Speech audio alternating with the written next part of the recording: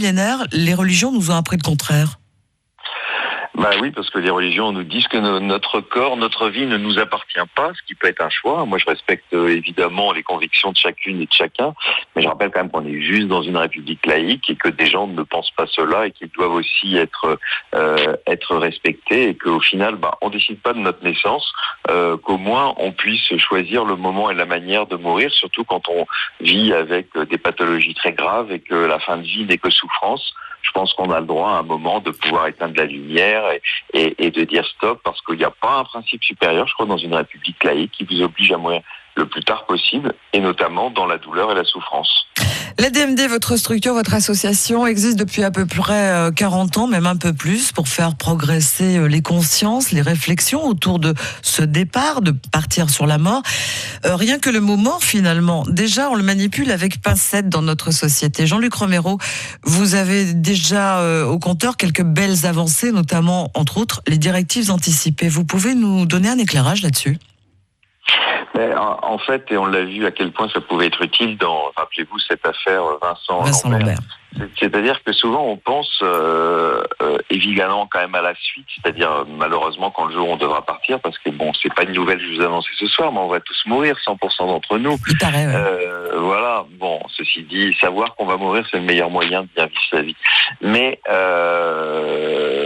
voilà, vous savez, on pense par exemple à tout faire pour que les familles se déchirent pas, par exemple en faisant un testament, et ce qui est très bien, à la limite de prévoir les choses. Et puis beaucoup de gens oublient que ils peuvent se retrouver dans un coma irréversible et que il est important de dire ce qu'on souhaite si on est dans cette situation-là, c'est-à-dire continuer quand même à vivre, même si cette vie n'est plus une vie pour vous, si elle a du sens, ou pouvoir arrêter ces jours de survie que vous ne trouvez pas utiles, et donc tout l'intérêt de pouvoir écrire avant, quand vous avez toute votre conscience, ce que vous souhaitez si vous êtes dans une position de ne plus pouvoir dire quels sont vos vœux, et puis d'en profiter d'ailleurs dans cette directive anticipée pour choisir une personne de confiance qui pourra parler en votre nom. Et je pense que c'est important de le faire, c'est une grande avancée, mais en même temps, il faut quand même savoir qu'en France, elles sont ce qu'on appelle contraignantes.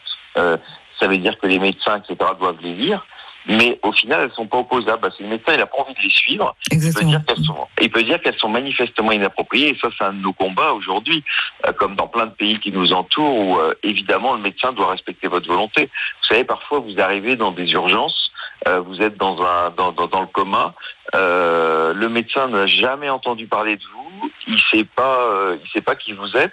Et au final, ce serait lui qui primerait sur vos propres volontés, voire sur la personne que vous avez choisie, qui vous connaît, qui connaît vos convictions. Donc on voit qu'il y a quelque chose qui ne va pas dans ce domaine, et c'est pour ça qu'il faut évidemment se battre pour que ce que vous avez écrit...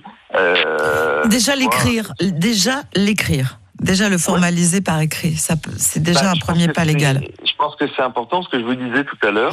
Paradoxalement, les gens, bien sûr, il y a une crainte. On a tous peur de mourir. On aime la musique quand on est en forme, quand tout va bien. On a envie de vivre, mais c'est pas idiot de réfléchir à tout ça. Vous savez, je le disais tout à l'heure, c'est pas une boutade. Penser qu'on va mourir, c'est le meilleur moyen de vivre sa vie. Parce que quand on sait qu'il y a une échéance, eh bien, on va profiter de chaque moment. Vous savez, aujourd'hui, on est dans une société où les gens, ils se courent pour avoir plus de responsabilités, plus d'argent, etc. Et puis, ils en oublient, puis un jour, il leur arrive quelque chose, ils se rendent compte qu'ils n'ont pas vécu.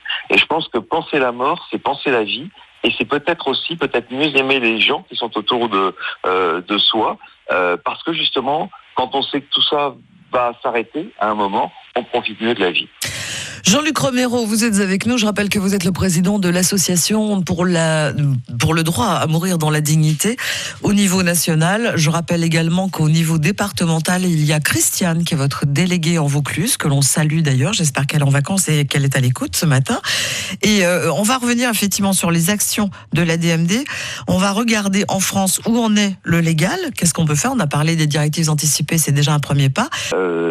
Si vous avez tout à fait raison, les soins palliatifs, c'est évidemment un accueil merveilleux. C'est d'abord de plus en plus, voilà, oui. S'occuper de la personne qui est en fin de vie, mais c'est aussi s'occuper de l'entourage. Alors il faut le dire, en France, en fait, la fin de vie, on ne s'y intéresse pas de la même manière qu'on s'occupe du début de la vie. Alors tant mieux qu'on s'occupe du début de la vie, mais les moyens ne sont pas là. Il faut quand même savoir que depuis 2 ans, il n'y a plus de plan, enfin même 2 ans et demi, de plan de développement de soins palliatifs en France.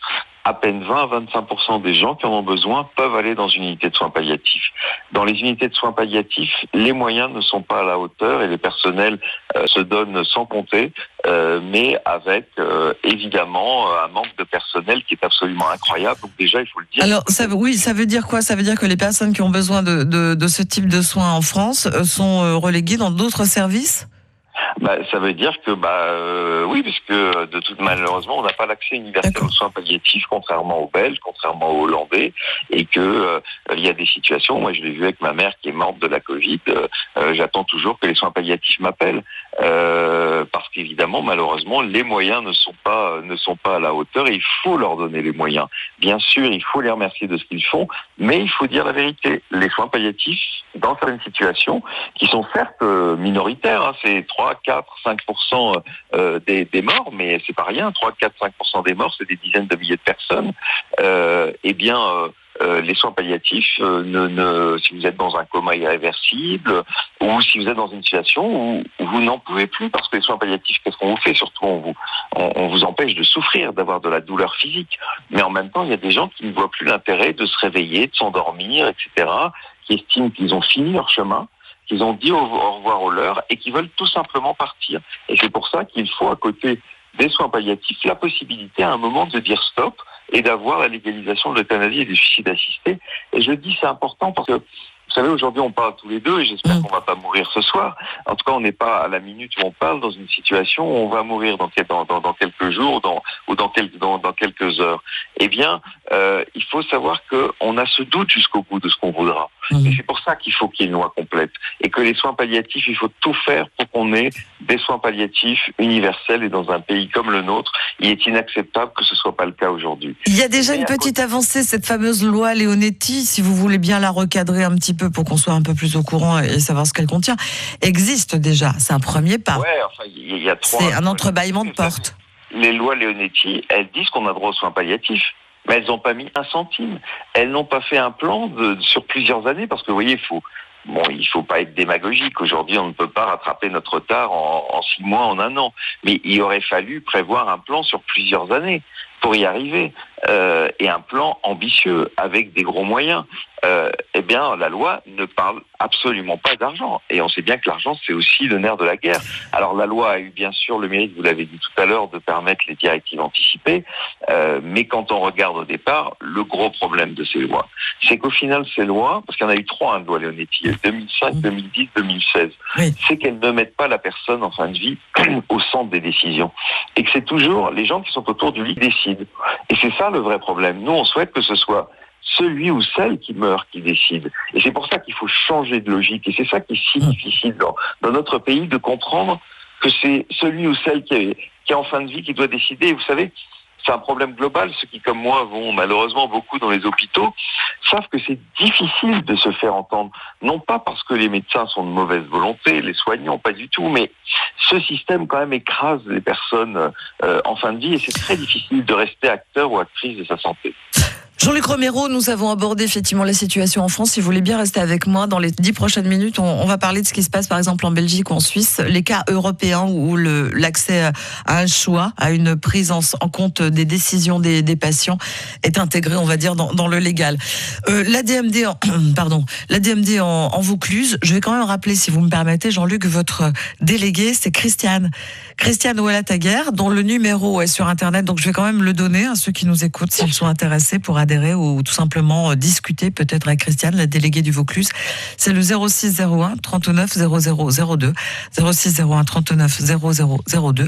Sinon, une adresse mail admd84@admd.net, comme le site internet sur lequel vous trouverez tous les renseignements. Jean-Luc Romero, merci beaucoup.